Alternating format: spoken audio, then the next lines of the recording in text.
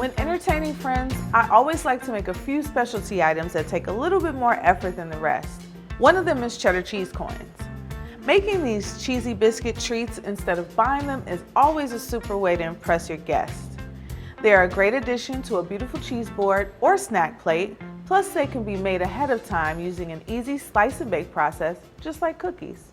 Since this cheesy snack is somewhat of a hybrid of biscuit and cracker, texture is crucial here. Incorporating chilled butter into the dry ingredients make these biscuits flaky and crispy. Start by cutting 8 tablespoons, that's 1 stick of unsalted butter, into 8 pieces. Chill that in the refrigerator until you're ready to use it. The great thing about this recipe is that it all comes together in a food processor, which means there will be a minimal cleanup.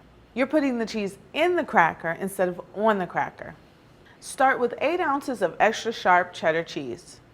This recipe is adaptable. You can make these biscuits with a variety of cheeses with high fat content, such as Gruyere. Shredding the cheese in the food processor using the shredding disc is easy, but you can also use a hand grater. Add 1½ cups, that's 7½ ounces, all-purpose flour, 1 tablespoon cornstarch, ½ teaspoon of salt, 1/4 teaspoon cayenne pepper, and 1/4 teaspoon paprika. These spices are also adaptable. You could switch things up by adding dry mustard and caraway seeds. Process the mixture for 30 seconds until it's combined. Add the chilled butter and process for 20 seconds. The mixture will look sandy and wet. It's okay if it's not a uniform mass because you don't want to overmix it. Overmixing causes gluten development, which could make these crackers tough. Next, add 3 tablespoons of water and process for about 10 seconds, just until a ball of dough forms. Move the dough to the counter and divide it in half. Roll 1/2 into a 10-inch log. Wrap the log tightly in plastic wrap and twist the ends closed. Repeat rolling and wrapping the second half of the dough. I like to put these logs in a cut open cardboard paper towel roll because it helps them hold their shape. Refrigerate the logs of dough until they're firm for at least 1 hour.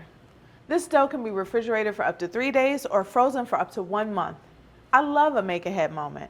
However, if you freeze the dough, let it thaw for at least 24 hours in the fridge. When you're ready to bake the crackers, adjust your oven racks to the upper middle and lower middle positions. Heat the oven to 350 degrees. Line 2 rimmed baking sheets with parchment paper. Unwrap 1 log and slice it into 1/4-inch thick coins using a sharp knife.